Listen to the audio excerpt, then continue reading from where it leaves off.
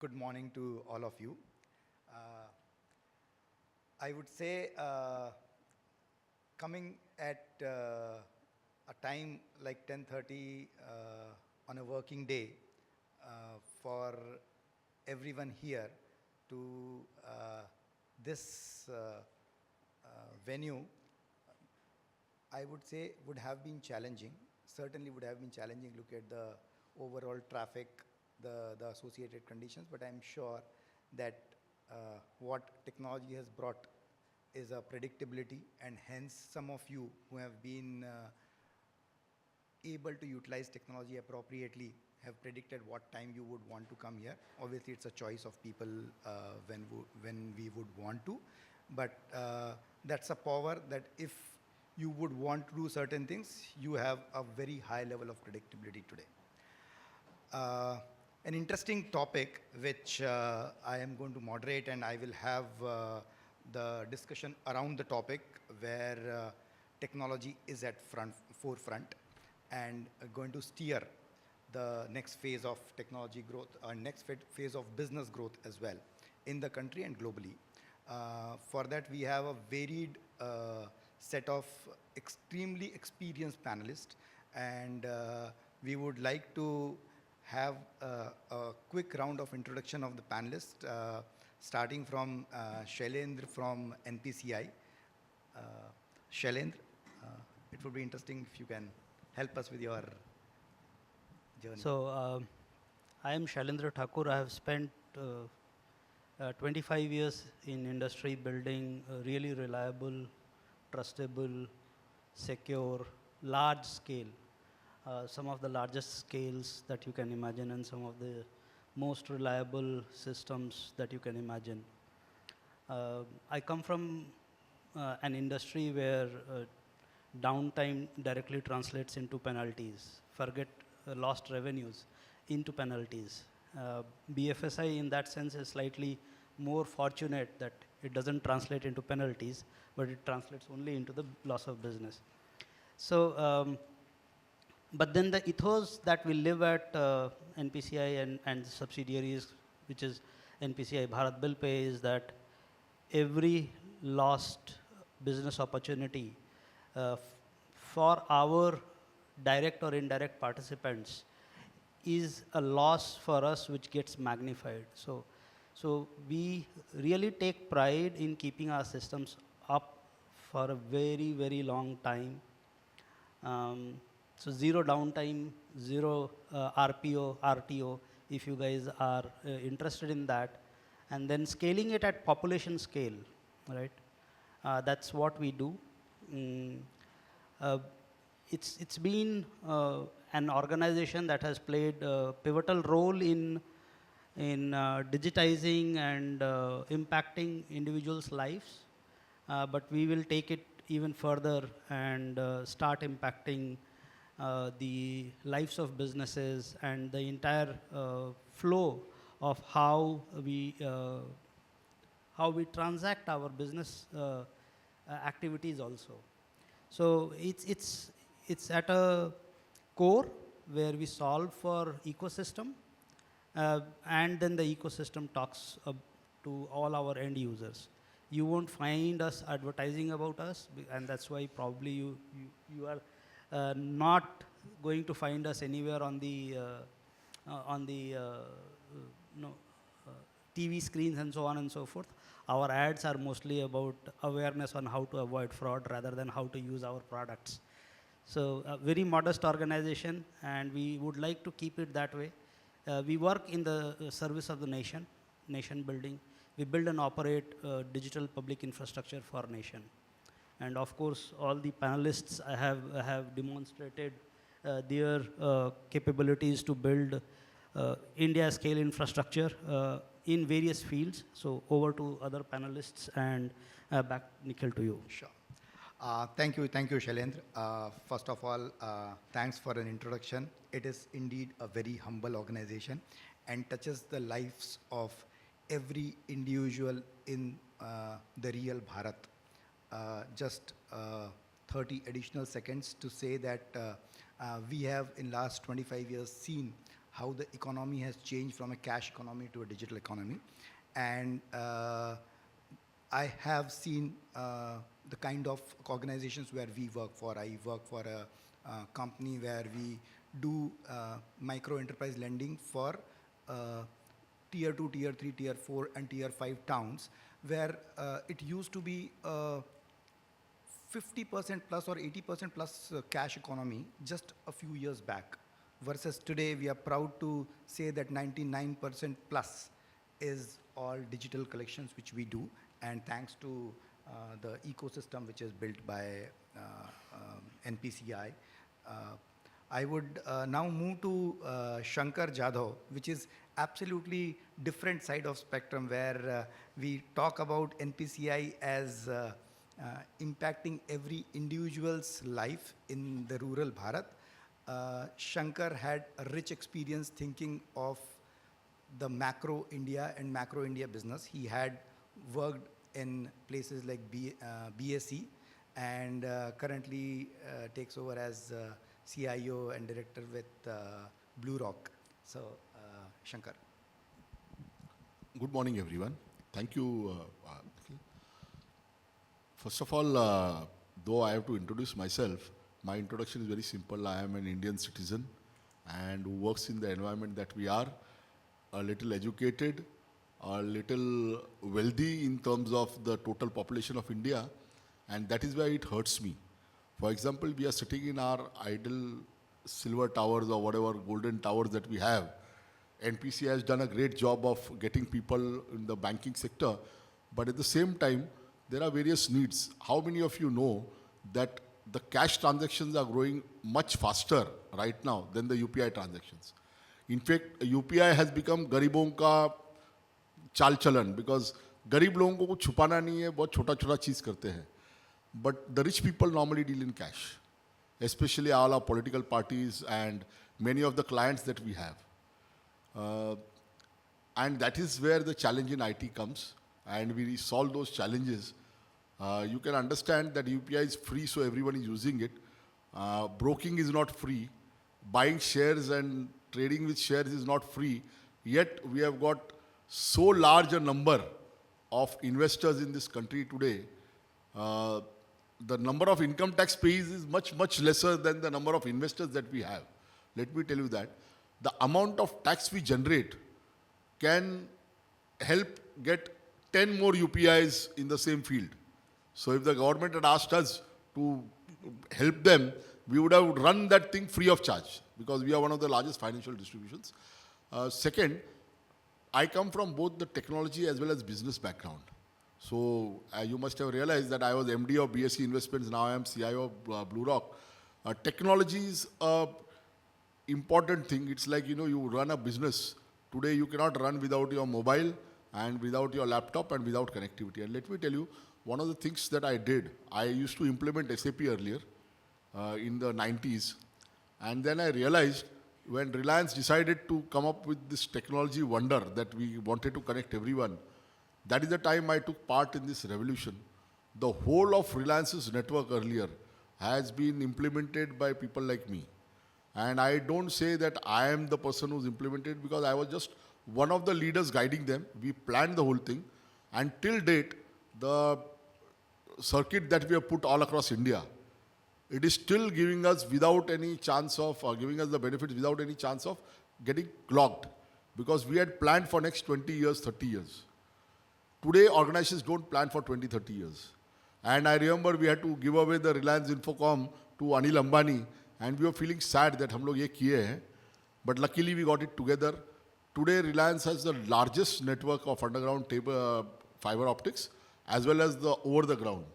And I'm very proud to have done that, where you are getting free calls today. Unfortunately, the telecom sector in India is in private hands, and they don't want to do what NPCI has done. If we get the government to run this telecom sector, I can tell you, you will get the whole telecom network services at less than half the price that we are getting right now. And it is very difficult to say, because I am also one of the investors. The rate of returns that we look at is much, much larger than what an average investor looks at. So most of the companies, including our education sector, I don't know how many of you have college-going students the amount of fees that you pay, almost 60-70% of the fees goes to the people who provide capital. And the people who provide capital are normally not Indians. Indians don't like to provide risk capital, and that is where we come in. It is said that India has almost half the economy in parallel. That's why the cash part comes in. The cash is growing very fast.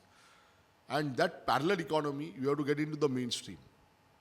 And what NPCI does and what we do is similar. What we do is, instead of that money lying in some bank somewhere or in some tijori somewhere, we get it and use it in productive stuff.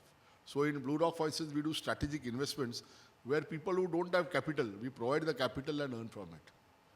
And while doing so, technology is the biggest help to us, because earlier promoters could cheat us. But when we put an account and an escrow account, we can make sure that the money coming through the system cannot go out.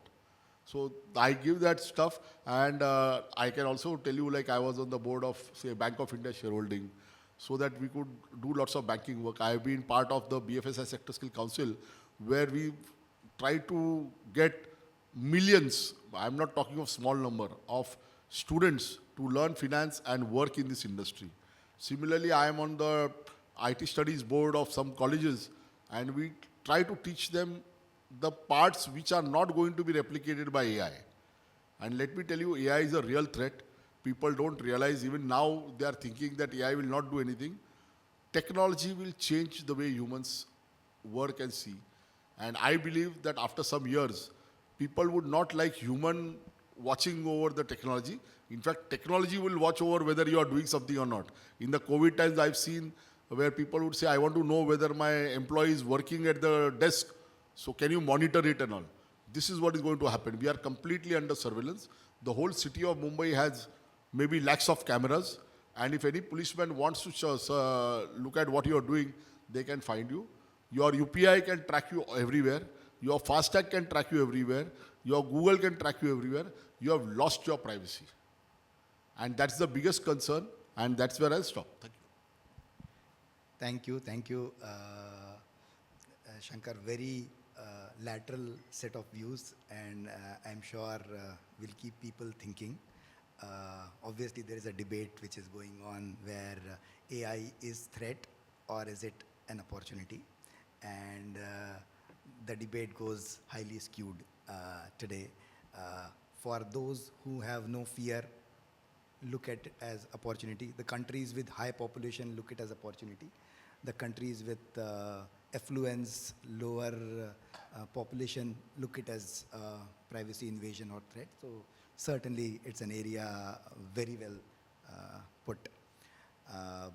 I would, so with these two gentlemen, I would move to Mr. Shishupal Rathore, who is a technology leader with Motilal Oswal, with a very rich and different experience set that than what I come from, and I would like to hear it from him.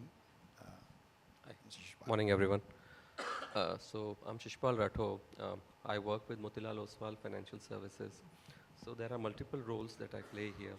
So I work, at a group level where I take care of all the emerging technologies, in the industry. So most of the R&D is done by my team there. I also play the role of CTO for private equity business. Okay. For some time, I've also played the role of CISO for our HFC business, which is the housing finance business. So basically, it has been 25 years now in the industry, and an experience that spans across different global locations. So I have been in US, I have been in Europe, but then the heart always remained here in our country. So there was no other place where we could settle, where we could work, except India. So after working for a long time with MNCs, I definitely wanted to work for an Indian organization which needed this expertise and where there was a mutual, exchange of experiences as well. So that's when in COVID times I joined Motilal Oswal, and in the 5 years, while we have not built any application or system at the scale of what UP has built, but we also work in a very low latency, high risk environment, being a broking company. So we, in the last 5 years, we have been able to build a completely new data platform, which spans across the wealth management. We have been able to bring a lot of new technologies, especially from a development business perspective. We are driving AI initiatives right now, and especially, so basically, AI initiatives, when we talk about it, talks about two basic fundamentals. One is more on the model side, the other is more on the engineering side. So while the model side takes its own course of time, what we are really seeing a lot of innovation happening on the consumption, so the engineering side of it. So that's what I'm driving a lot these days. So very happy to be here, eager to learn from everyone here, and I'll just hand it over to Sure. other participants. Thank you, Shishupal. I think your experience certainly, in some way, I just resonated with that piece where I was serving in the United States for a little less than a decade, and that's the time I started thinking, what next? And I could completely relate, and that's the time we decided that let's move back to the country and do something which is meaningful to us as well. Wonderful journey.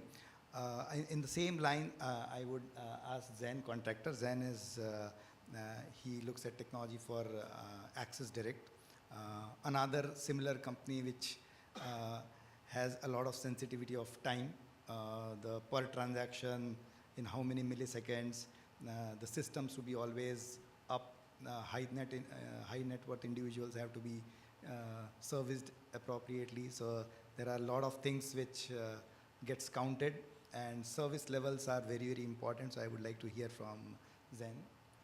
Thanks.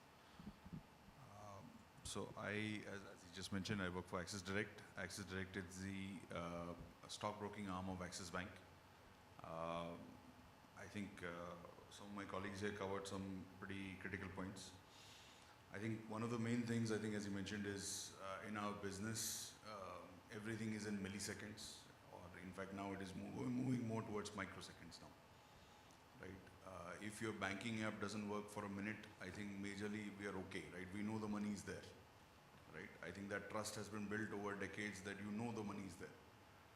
Whereas if your broking app doesn't work for a minute, you could end up losing lakhs, crores, anything, right? So that's the kind of business that we're in, and that's essentially the nature of the game at the moment, where our business is tech. We look at ourselves as a tech company within who happens to be in broking, rather than a broking company that has a tech arm, right?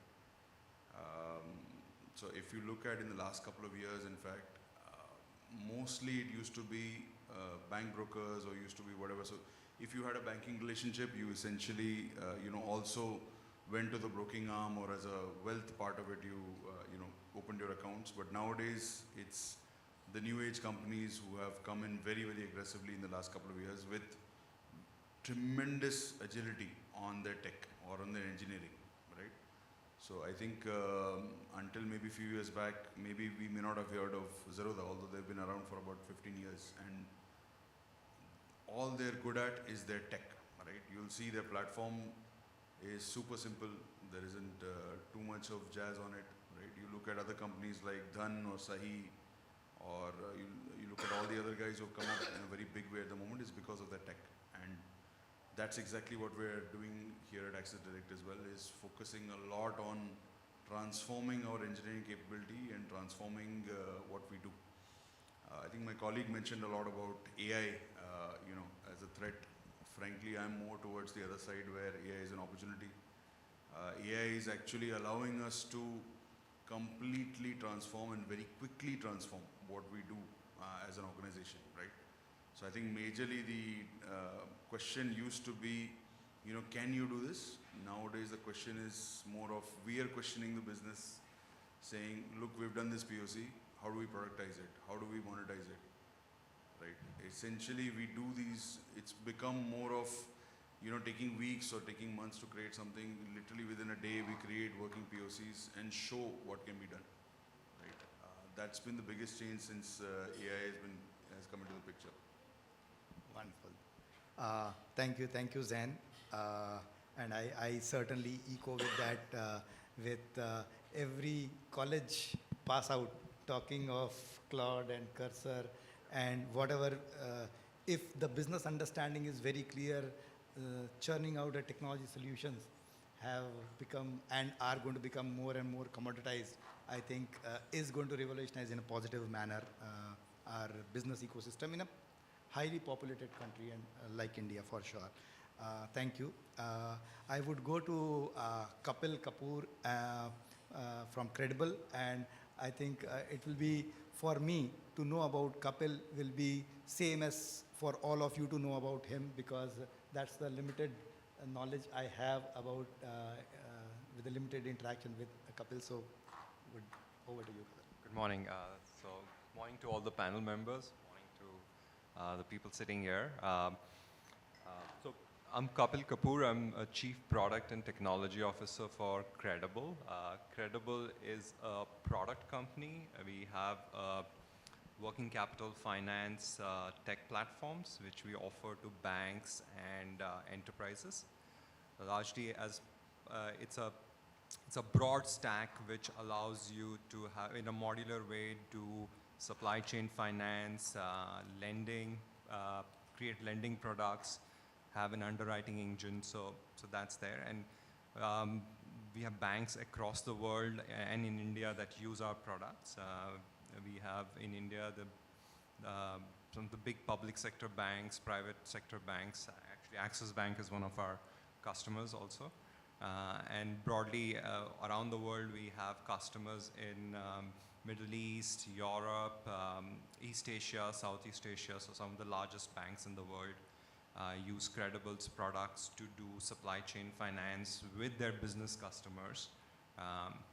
Largely, we, on the enterprise side, we have big companies in India which use that to run supply chain programs, supply chain financing programs for their vendors and dealers, so both on the receivable side and on the payable side. It's a very modern, agile platform with highly configurable workflows, and it supports multiple clouds. We are also like data first as a platform. Apart from our tech business, we are also in an NBFC, so we do working capital lending to MSMEs and startups. So that's also another business. That's a technology-enabled business, and interestingly, we use our own platforms in that business. So that way, we're kind of using our own products before our customers also use that. So that's there. Before CredAble, I've been also a CTO for a European tech company. They were into loyalty-based e-commerce, loyalty-based payments, so have that experience.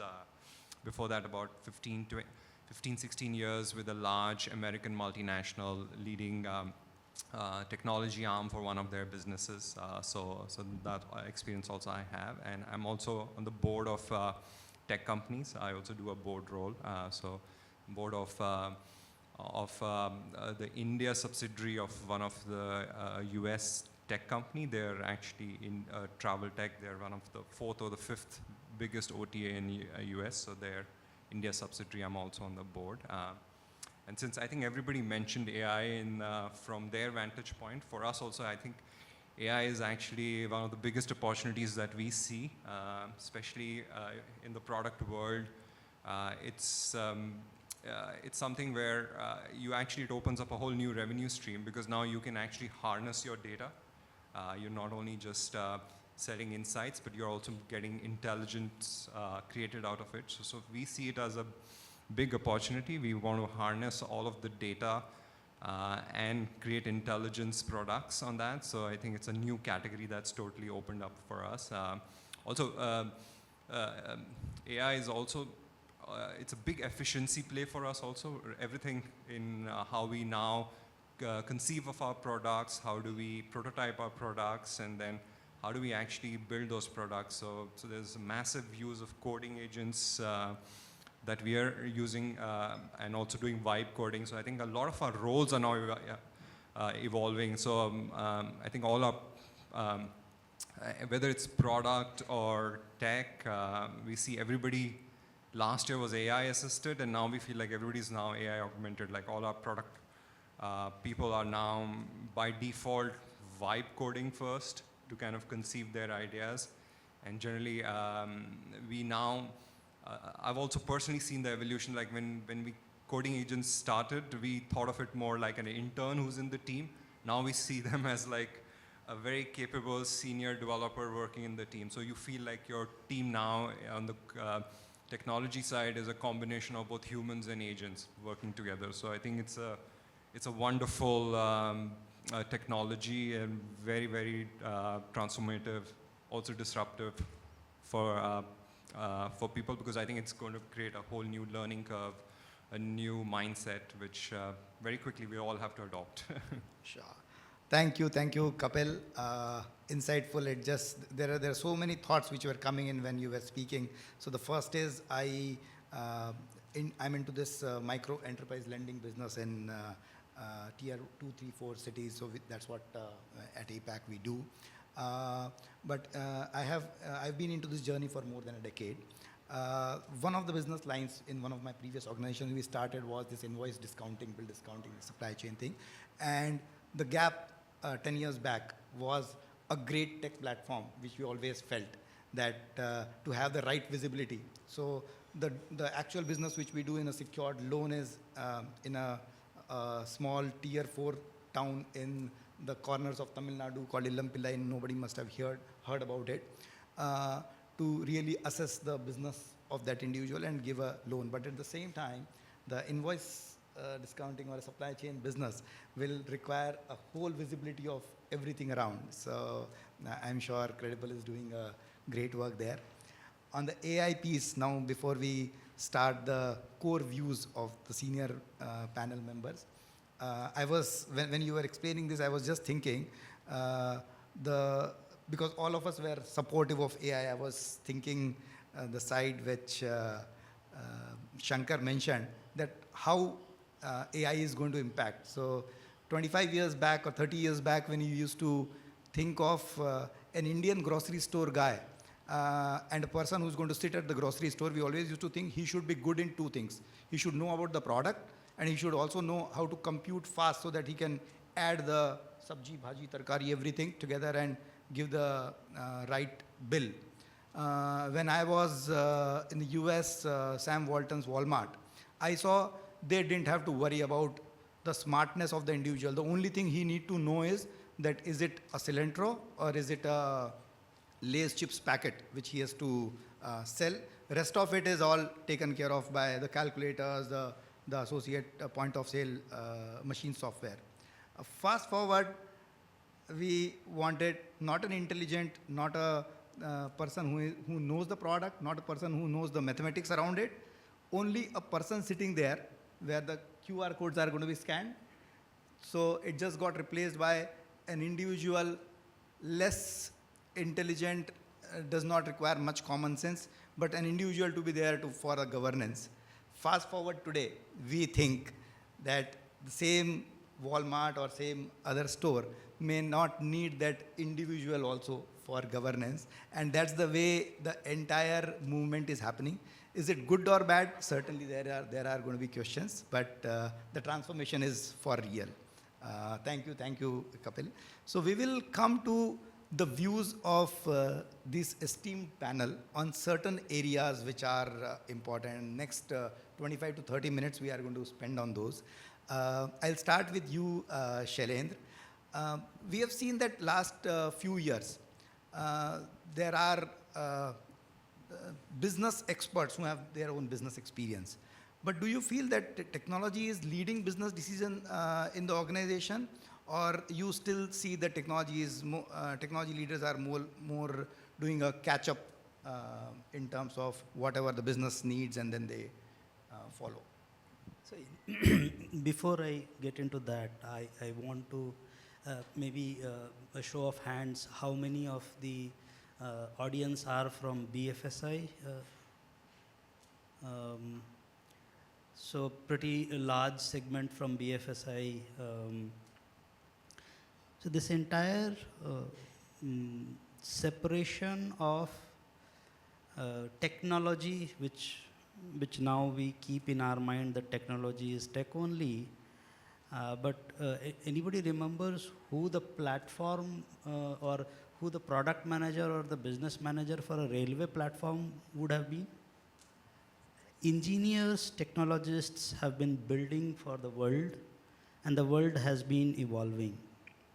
So that there has never been a time when a technologist was not a business leader.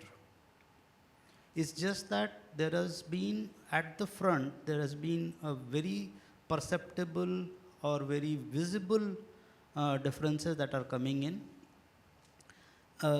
At least for me, even now, because I built the latest DPI that we launched, I have built it, I have been operating it, I have been scaling it, and I have been looking after the business as well. So there are organizations who, where it is in a sense mandatory that you have the ownership. Even if you have business teams, even if you have product teams, you need this single point of ownership where everything amalgamates together. Otherwise, your execution speed will suffer, your quality of customer experience will suffer, and as an extension, then you see that your scale of adoption, the scale at which and speed at which you will deliver services and value to your target market will also suffer. There has never been a separation. It's just a facade that people think that there is a separation. And in places where there is clear, very clear unison, very clear single point, that's where you will see execution speeds. Startups execute with that speed partially because of this kind of unison. One or very small group of individuals, 2 or 3 at max, go behind a vision like mad, and then everybody is owning it together, right?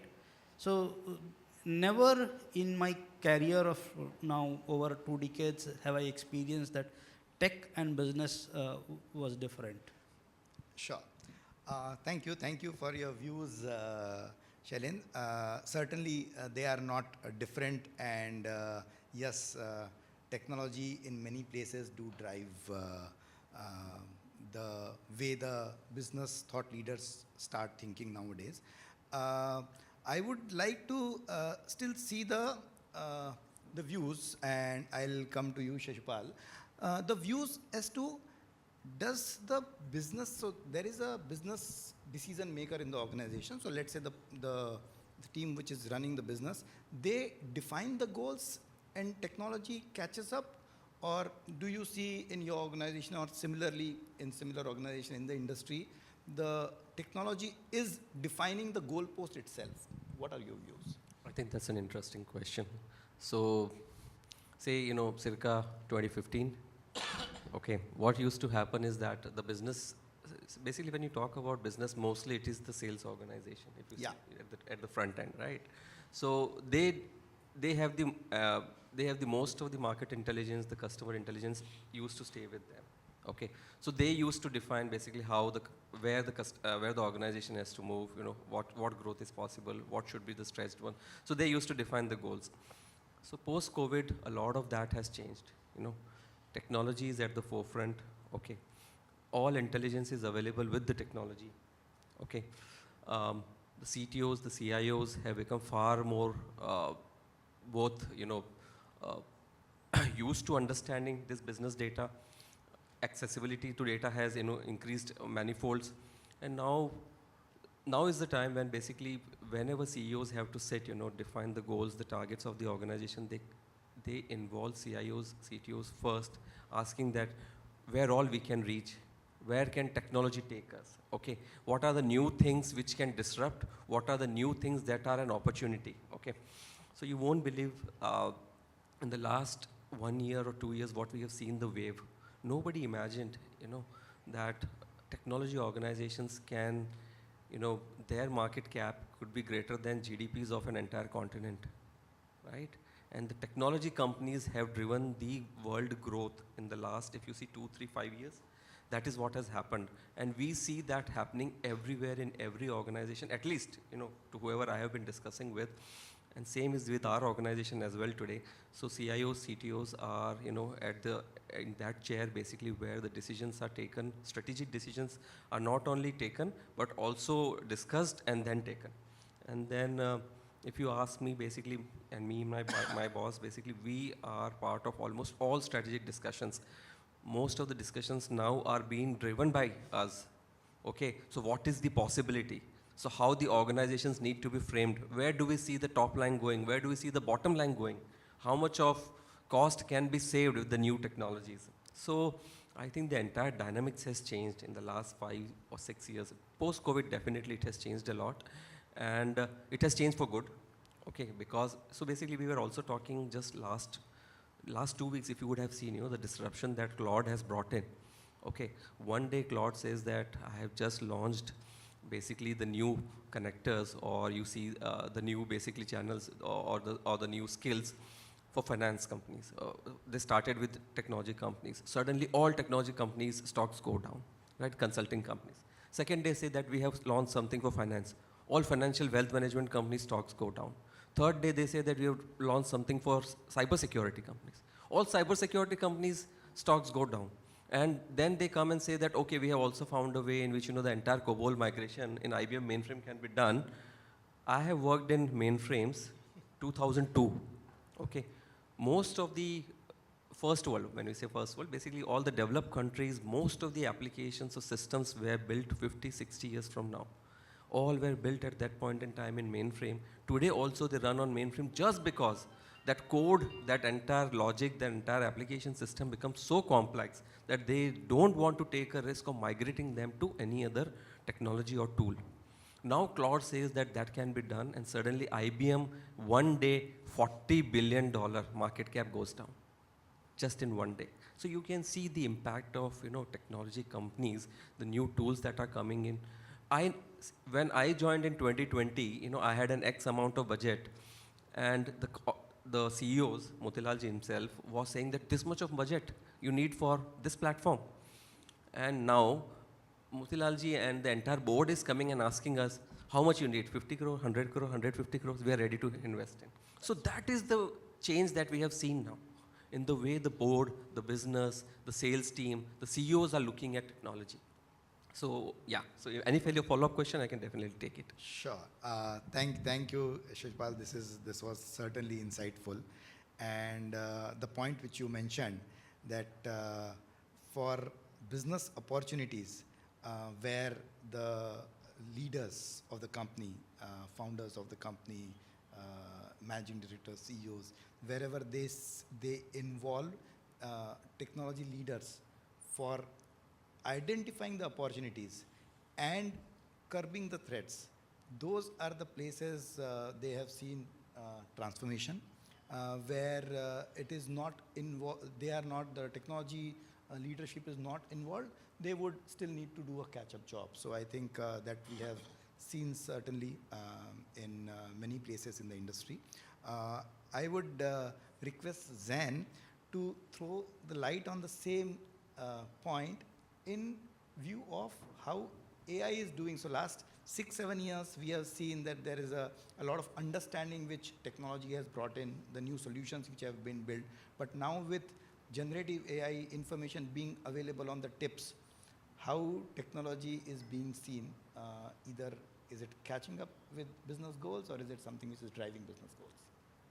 So I think earlier, whenever there was a discussion on growing the business, right? I think the first discussion used to be, "Mujhe itna aadmi chahiye, I want more people, I want more this thing." That discussion is completely gone away. We've seen in the last 2 years, essentially, it's more of having an ask of what tool, what AI platform you're going to use, rather than mujhe, I need these many people, I need sales agents, I need all of that, right?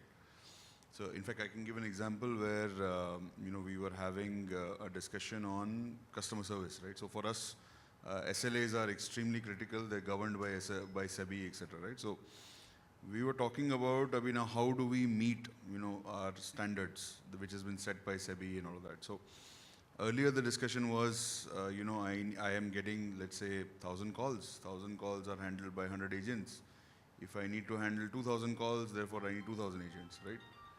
Now the whole discussion sort of came to us as a tech team, and we said, hold on, why do we need the agent anymore, right? So can we, I mean, what we did was we split up the entire complaints and everything, and we said, okay, almost 70 to 80% of complaints are something which actually agent AI can already do it, right? So we sort of did a POC. We actually built out a platform which handles all our emails and everything. So if you write an email today to Access Direct, the first agent it goes to is actually our bot, right? So it goes to our bot, which actually classifies what those queries are. It handles almost 70 to 80%, and then after that, whatever are more complex queries, they go to our agents, right? So already all of this change has started happening, where people are being empowered, are actually being used for their value rather than doing the mundane kind of jobs. That change has already happened. I think last couple of years we were maybe discussing automation, we were discussing AI, but now actually it's coming into enterprise level execution now. That is so true. Thank you, Zain. I think I can't agree more to these views. Now, I think this is something which I want to get Shankar your views on. There are two things. One is the business head saying that, asking a technology leader, can we do this? Versus the technology leader themselves mention that this is what we can do. Do you need this? How do you see this in the current avatar, in your organization as well as in the organization where you have served? I believe this question will no longer exist in some time, though today it exists, because the business owners do not understand technology. Maybe they are older people or they've come from a background of that sort. But the regulators are talking about putting someone on board who is not only tech savvy, but someone who has a degree in technology. Like we've talked about women in a board, we also talk about tech people on the board. The other regulation that is likely to come, especially in financial services or banking, is that you should always have a technical advisory committee, and the tech people will be selected from a list of people available with the regulator. These two changes will bring about a huge change in most of the organizations. But yes, you rightly said that business owners normally will ask whether this is possible, and the technology guys can suggest. Now remember, in not only India but world over, it has become difficult to ask a question for two reasons. One is people think that they might be thinking, others will think them that these are silly and they don't understand these things. And the second is, if you ask any question, the authorities or the people in authority get hurt because they don't want to open up themselves or show their negative sides. So you can see, if you ask the government, they will say you are an urban Naxalite. If you ask the boss, then he will think you know no longer a good person, you don't know the etiquette of the business, etc. So people asking for something is unlikely to happen. And the second aspect, where a person goes and says, would you like this service? वो आ बैल मुझे मार कौन करने वाला है? So most of the organizations suffer from this, and hence new technologies are not being used so easily. Like I'll give you a banking app. Many times people want banking apps to work in a certain manner. Have they ever asked a customer what happens? Why do you require KYC checking all the time? Aadhaar card is for life, right? Your biometrics don't change. Your Aadhaar number doesn't change. Yet banks keep on asking KYC again and again. I do not know what it means. They might say Aadhaar card पे address change किया तो address change करेगा तो Aadhaar card में दिखेगा ना. Why do you have to link? A PAN card is linked to Aadhaar card. Yet banks will insist that you require a physical card when the government has given a virtual ID. So same way in businesses, people do not understand whether one should ask or one should tell. But there is one positive aspect to it. And what is the positive aspect? When they sit together, when technology and non-technology people both understand that they need each other, that is the time they discuss. And these discussions don't happen officially. These are all, gossip, chai ke upar charcha, ek gaadi mein ja rahe tab baat karte hain and all that. And most of the innovations have come from those discussions. Second, contrary to what we believe, most of the, say, finance or business banking side, the bosses are technology qualified people. Like for instance, you look at the top exchange today, the National Stock Exchange. Ashish Chavan has been a CIO. He's worked in both telecom as well as software, and today he's running a finance company. He's the boss. Whereas you see some other people, they may not be as qualified, but they're at least from science background. And technology is such today that people think that if I know how to use Word and Excel, they think they are technologists. That is not the case. How many people know how to modify technology? For instance, can you change your operating system? Or can you do something to your browser so you can work something? Like I can tell you, even in this hall, I find many people do not understand how to create a static QR code with their names, for instance. Or how do I pass on things? Like I'll give you an example. There's a photographer who takes photographs here and there's a videographer who does. They are not connected to the net, so you will not get your photo on the same day to put it in social media. You have to ask a friend to take a photograph while you're speaking so that I can borrow from a photo from him and put it. If that is the level of technology, business doesn't use technology. Second point I wanted to make is the business guys don't understand that there is something called DPDP Act, GDPR, etc. They all collect data all the time, including which location you are in, what is the phone you use, what is the screenshot you use. Now, obviously, these are not PIIs, but some people may say location and what phone I use also is a PII. And we store it for n number of years. It is not required. They don't give you the option of deleting those things. I wish we had those options of deleting. And many technology guys know it's better to delete than a regulator finding out later on what you did. So I believe that the people who have secret extramarital affairs or who cheat many things, those are more tech savvy than the people who don't cheat. So I would request everyone to become a little dishonest so that your technology mindset changes. If you are not a dishonest person, it is very difficult to understand technology. So chor ko agar pakadna hai, to you have to learn that chor ka technique. So that is the only thing I would suggest. Thank you. Always lateral views from you, Shankar. Thank you. I think one area where you were mentioning, and this just struck to me, you said there is a business person who is mostly an experienced person and would have, or an aged person may not have that tech savviness. And this entire process of business person setting the goal versus a technology person setting a goal. One of the contra view I have, and we all can discuss, is this versus needs to be together. And that's the way it will be working. So, because let it be a business leader or a technology leader who has an experience, would knows the crest and troughs, that what are the kind of challenges which may get, which one will encounter. But the younger generation, we would need to give credit to them, that when they, a business analyst in a younger generation would go to a technologist, he would first ask a chat GPT or one of the generative AI tool that is it possible? He will get some prepared work and then only he will reach a technologist, and yes, the egos will clash. Similarly, when a technologist would go for a business context that this is what we can do, is it useful for you? Possibly a young millennial would first read about it, is it applicable to this kind of a business or industry, and would go for a discussion. I think overall, if it moves from this versus to together, this would... But I have not spoken about one more aspect, which is the most critical aspect for business. इस चीज के लिए पैसा कितना लगेगा?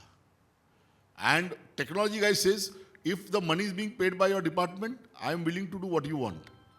If I have to pay the money, then my boss will ask me a question. That is true. That's why who needs to sit in the chair for deciding will make a difference, that for being a business leader, for sure. Thank you, Shankar. Shailendra, I would like to get your views that do you see a CIO role to evolve as a business strategist rather than just a systems leader in a very near future, medium term or a long term? So a couple of examples I will take. The CEO and MD of NPCI, Dilip Pasbe, he is a great inspiration to me. Used to be the CTO of NPCI almost 8-9 years back, right?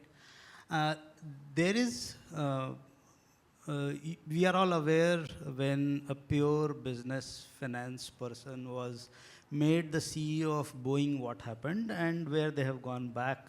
Now there is an engineer who is leading Boeing, and their designs are becoming better now.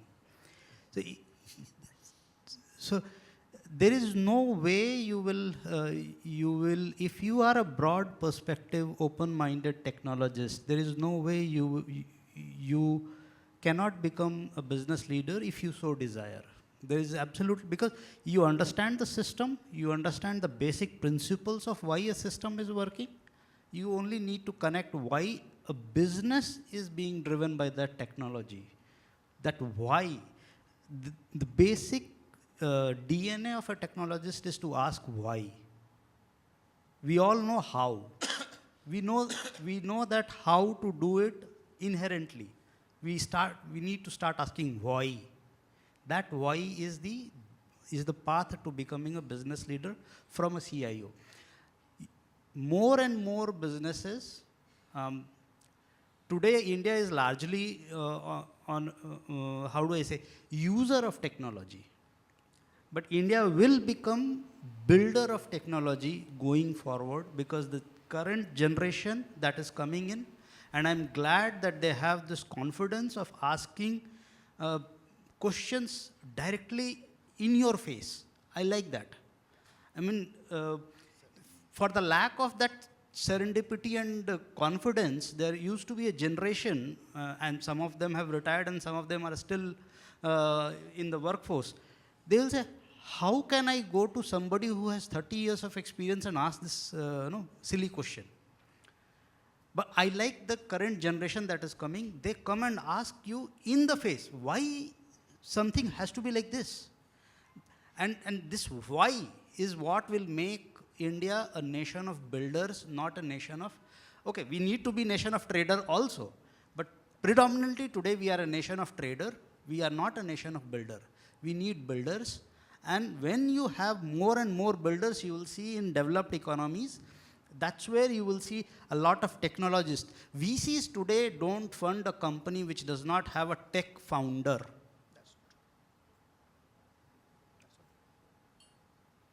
And you know why? Because that's the backbone.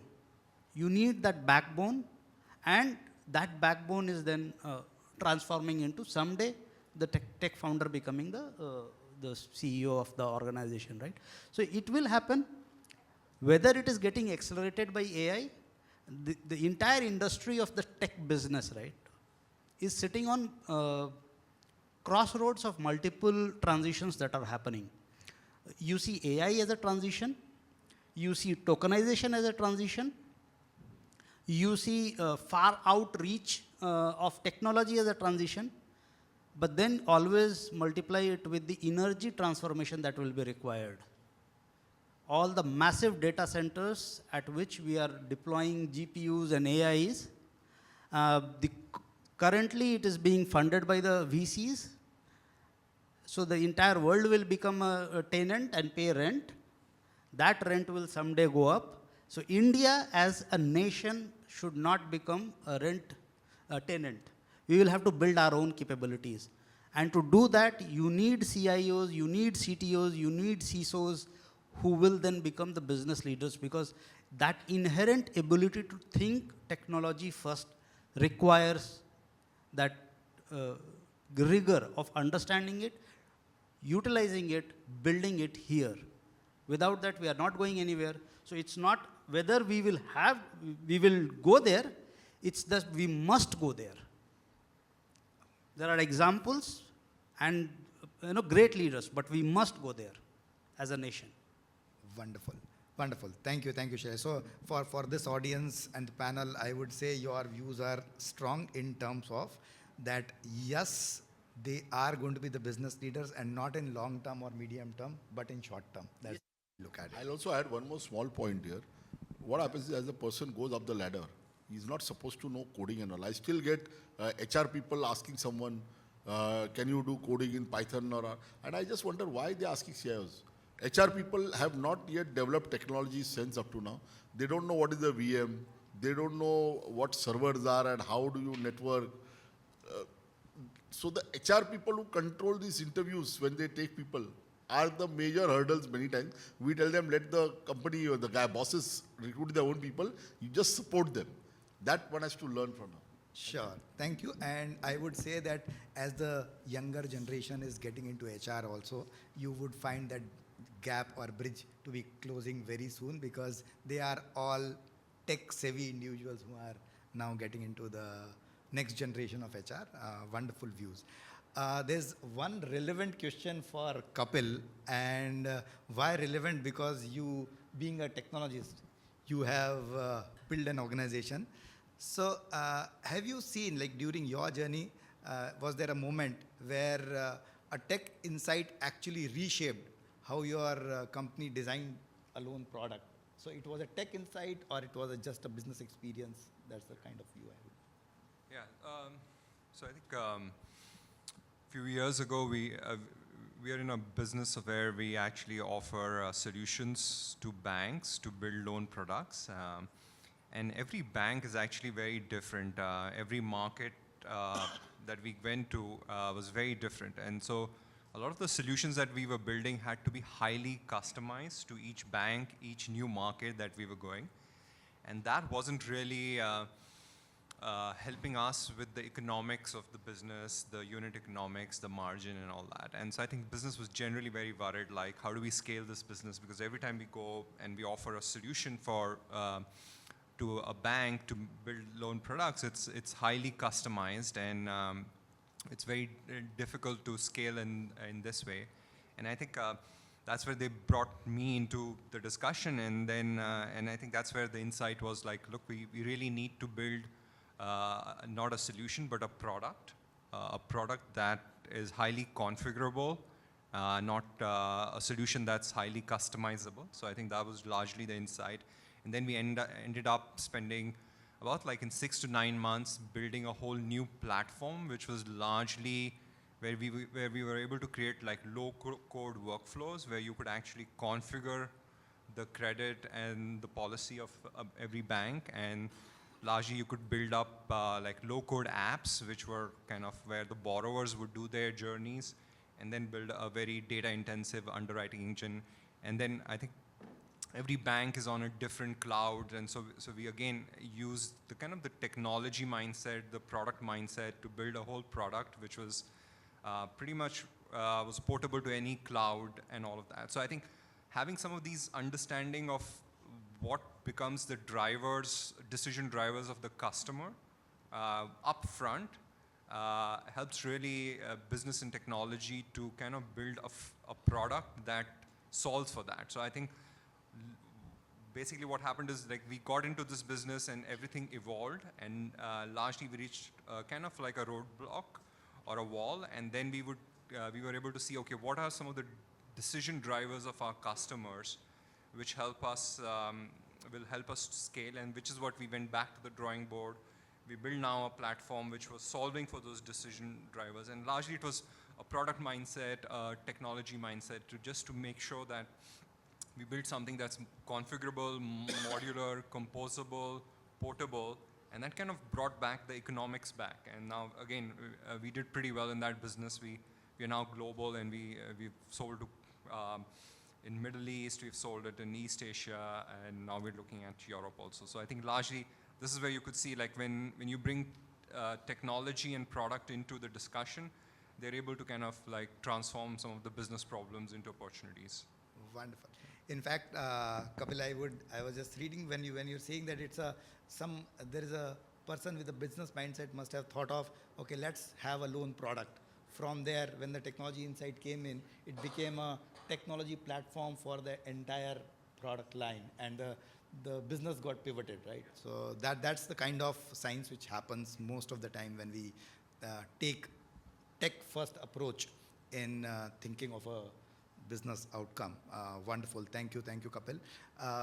Shishupal, if you have some insight on this, that would be wonderful. So basically, the technology driving some of the business decisions on the products. So basically, many of the organizations, The way I would want to put this is that a technology insight just pivoted the product. Yeah. That itself. Yeah. So basically, basically the technology inside, if you see most of the times, I have seen two enigma moments basically, or the eureka moments. The first one was basically when the business started understanding the power of data. Okay, so this has also happened in the last, see, the Western world was understanding the power of data from a long, long time. But especially when it comes to Indian businesses, they have realized it in the last 7-8 years. Okay, and when we built the data platform and the type of data that we were collecting and the type of data that was available for business at their perusal for any of the decision or analysis that they wanted to do, suddenly what they saw, that the data that is coming at real time was giving them insights which they would have never, imagined before. So their decisions were based on a lot of assumptions, lot of discussions, lot of interviews, but not on the real-time data, that was coming at a transaction level to them, which basically then, could be aggregated and provided to them basically for decision making. So once the data platform was built, I think we saw that.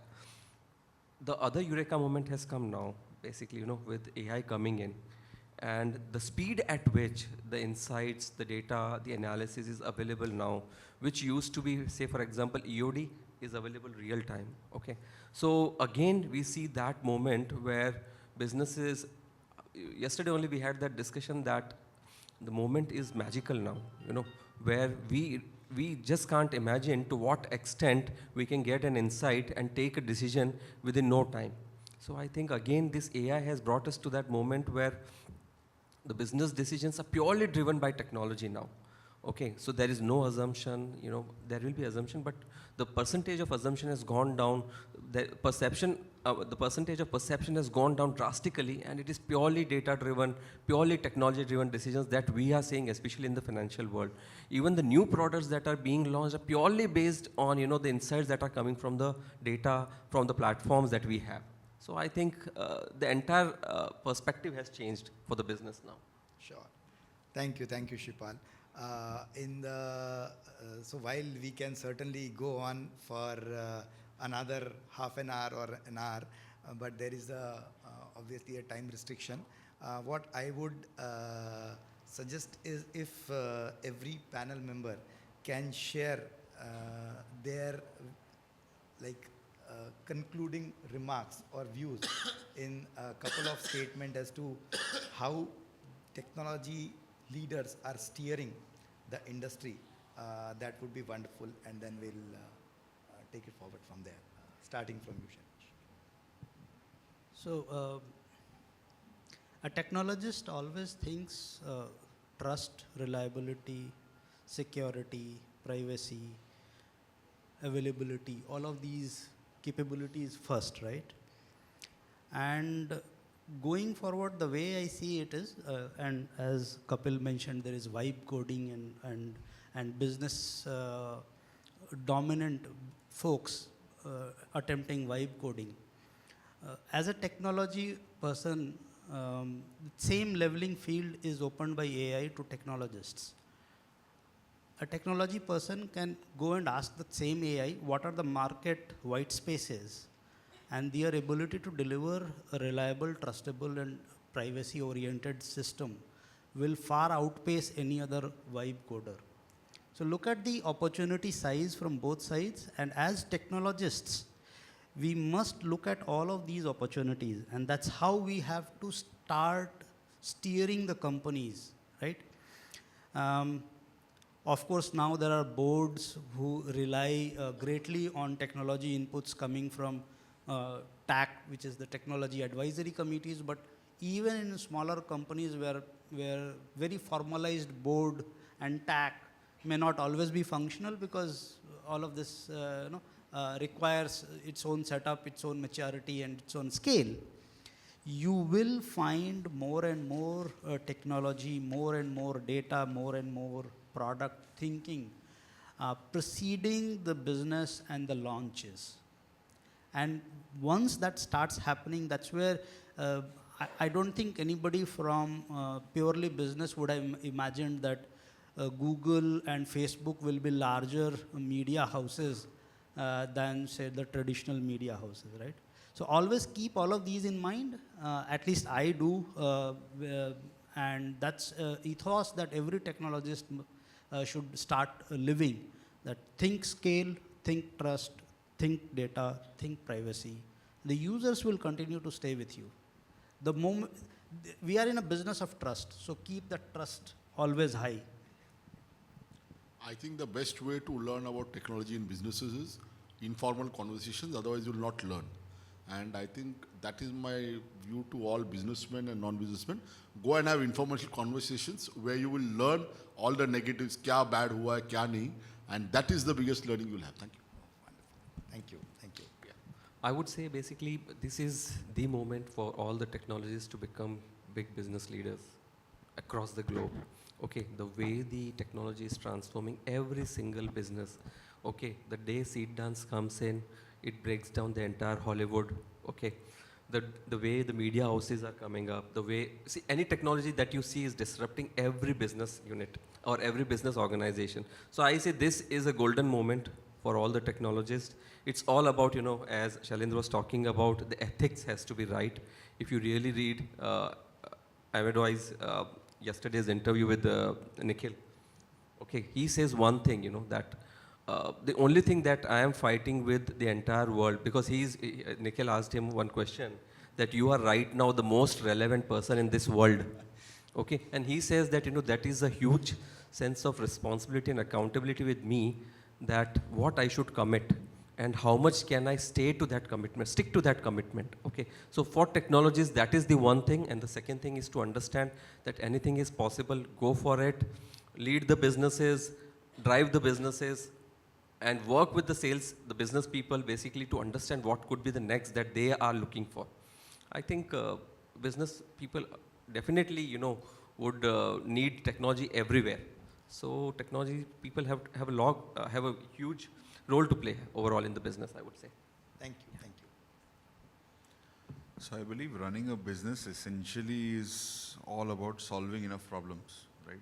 That's essentially all it is. You solve enough problems, you're in business. If you don't, then you know, you're out of luck. I think technologists at heart are problem solvers, right? Which is why it syncs up very well that they will become very good business leaders, because that's what we do on a day-to-day basis, right? So good thing with AI and a lot of the conversation that we had here today is that now the tools are there where we can move quick enough to solve more problems and more complex problems. Only thing is we still do have to ask the right questions.